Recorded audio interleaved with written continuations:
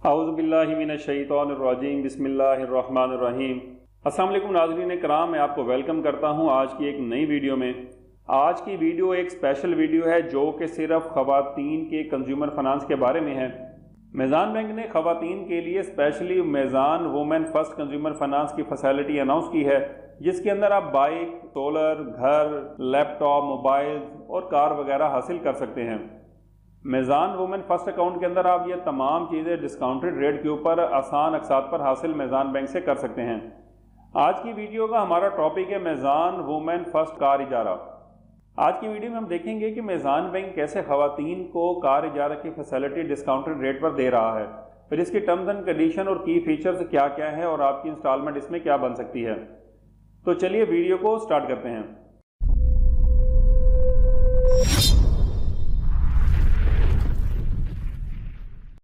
नाज़रीन कराम, आज की वीडियो में हम डिस्कस करेंगे मेज़ान women first car इजारा facility. मेज़ान women first car इजारा की फैसिलिटी उन तमाम पाकिस्तानी ख़वातीन के लिए है जो कि जॉब करती हैं या फिर अपना कोई छोटा मोटा बिजनेस रन कर रही हैं। ये कार इजारा की फैसिलिटी बिल्कुल इंटरेस्ट फ्री है, क्योंकि इस्लामिक मोड ऑफ फाइनेंसिंग जो इजारा का है उसके तहत इसको लीज किया जाता है।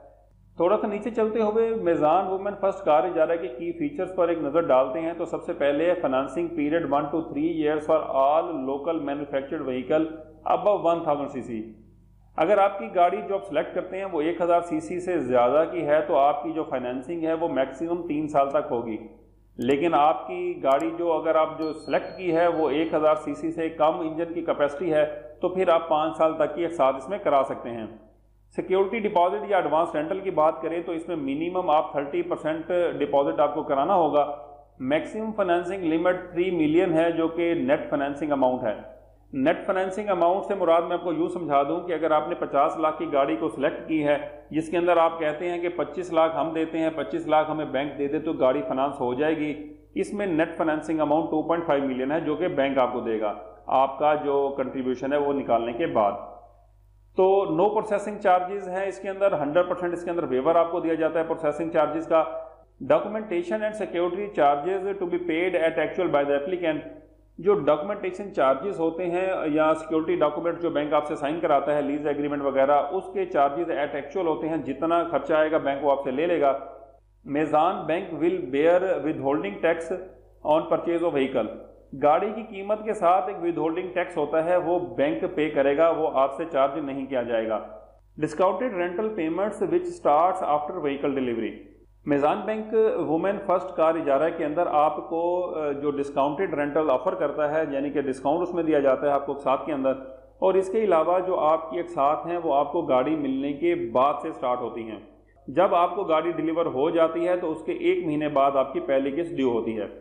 Monthly rentals to be paid through direct debit instructions.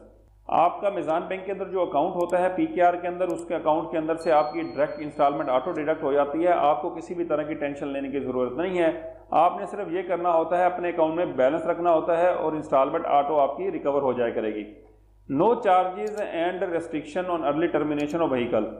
अगर आप गाड़ी को अर्ली टर्मिनेट करते हैं, फुली वेव्ड ऑफ करते हैं, तो इसके अंदर बैंक आपको 100% इसमें वेपर देता है, किसी भी तरह का कोई चार्जेस या उसके आपसे चार्ज नहीं करता। Low upfront payment with priority processing. इसकी अपफ्रंट पेमेंट यानी कि डाउन पेमेंट है वो लो रखी गई है जो कि 30% है, जैसा कि आपको पहले मैंने बता दिया है, और आपकी प्रोसेसिंग जो है प्रायोरिटी बेसिस पर होती है। अब हम एलिजिबिलिटी क्राइटेरिया को डिस्कस करें तो इसके अंदर जो सैलरीड इंडिविजुअल्स हैं, अगर आप परमानेंट एम्प्लॉई हैं तो 3 month in current job with a minimum of 2 years of continuous employment history. अगर आपकी 2 साल की एम्प्लॉयमेंट हिस्ट्री है और जहां पर अब आप जॉब कर रहे हैं वहां पर आपको 3 माह हो चुके हैं तो आप इस गाड़ी के लिए अप्लाई कर सकती हैं। कंट्रेक्चुअल एम्प्लॉइज हैं तो 6 महीने उनको करंट जॉब में हो जाने चाहिए और उनकी टोटल सर्विस जो है वो 3 साल की होनी चाहिए, तो वो तमाम ख़वातीन भी इसके लिए अप्लाई कर सकती हैं। Net take home income in excess of 2 times the monthly rental inclusive of तकाफुल। आपका जो भी मंथली रेंटल बनेगा आपकी जो इनकम है उसका डबल होनी चाहिए।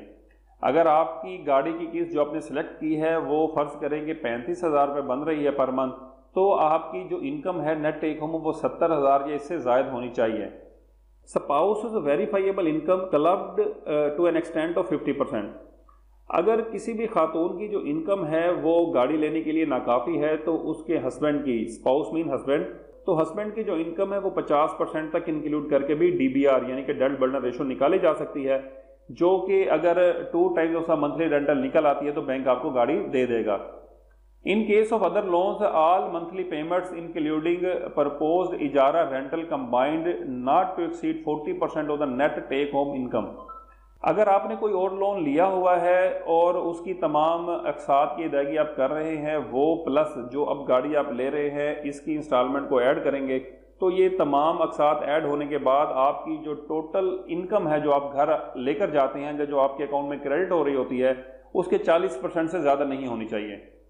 यानी कि आपका मौजूदा कार का लोन की, जैसे मैंने बताया था, इंस्टॉलमेंट अगर आपकी 35,000 बनती है, इसके अलावा आपने कोई और लोन भी लिया हुआ है किसी बैंक से जिसकी इंस्टॉलमेंट 10,000 रुपये बनती है, तो ये टोटल 45,000 रुपये हो गया।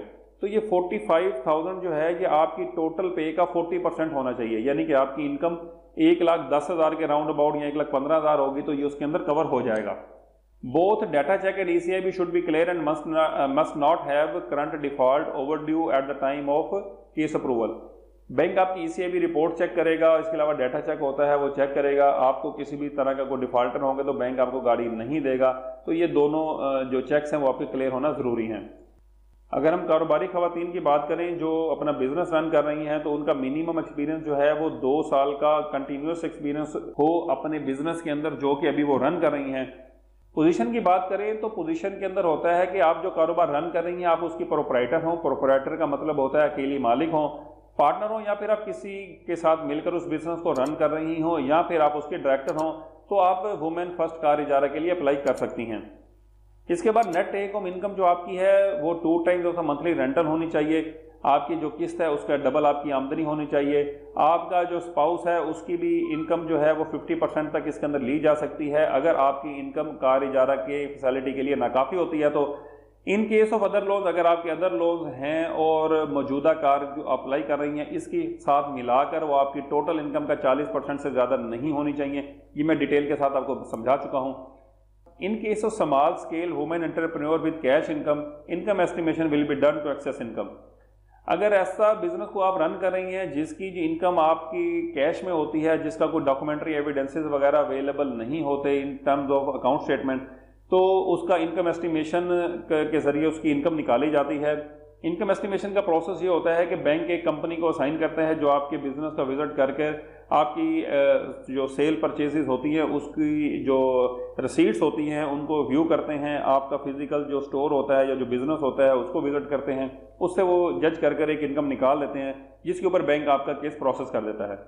However, up to 50% of net take-home income will be allowed for locally manufactured or assembled vehicle up to 1000 engine capacity. ताहम आपके जो 50% जो नेट टेक होम इनकम है वो अलाउ होती है। आप कोई भी लोकल गाड़ी जो 1000 सीसी इंजन तक की हो वो आप उसमें ले सकते हैं। ECIB और डाटा चेक जो है वो आपका दोनों क्लियर होना ज़रूरी है। अगर आपका किसी भी तरह का कोई डिफॉल्ट निकल आता है तो बैंक आपको ये गाड़ी बिल्कुल नहीं देगा। तो इसका रेंटल शेड्यूल की अगर हम बात करें तो रेंटल शेड्यूल यहाँ पर ऑप्शन नहीं दी गई है। उसके लिए आपको कार इजारा के अंदर जाना पड़ेगा। कार इजारा के जो मेज़ान बैंक का ऑप्शन है ये हम थोड़ा सा नीचे आ गए हैं, तो यहाँ पर ये कार इजारा का ये दिया गया है। तो मैं कार इजारा पर क्लिक करता हूँ तो ये मैं कार इजारा की फैसिलिटी के अंदर आ गया हूँ। यहाँ पर आप जो है इसका रेंटल शेड्यूल जो चेक कर सकते हैं। तो ये कैलकुलेटर आ गया है यहाँ पे हम न्यू कार को सिलेक्ट करते हैं। वेंडर हम कर लेते हैं जी पार्क सुजुकी कंपनी को। सुजुकी आल्टो VXR को हम यहाँ पे गाड़ी को सिलेक्ट करते हैं। टर्नओवर हम 5 साल का इसमें रखते हैं। डिपॉजिट हम इसमें 30% करते हैं। रेजिडुअल वैल्यू हम नहीं करते इसके अंदर। रेजिडुअल वैल्यू का मतलब ये होता है कि जैसे हम शुरू में 30% एडवांस करेंगे इसी तरह हम आखिर में भी कुछ ना कुछ एडवांस करेंगे 10, 15, 20%, जिससे कि आपकी इंस्टॉलमेंट थोड़ी कम हो जाती है, लेकिन गाड़ी आपको थोड़ी सी महंगी पड़ती है।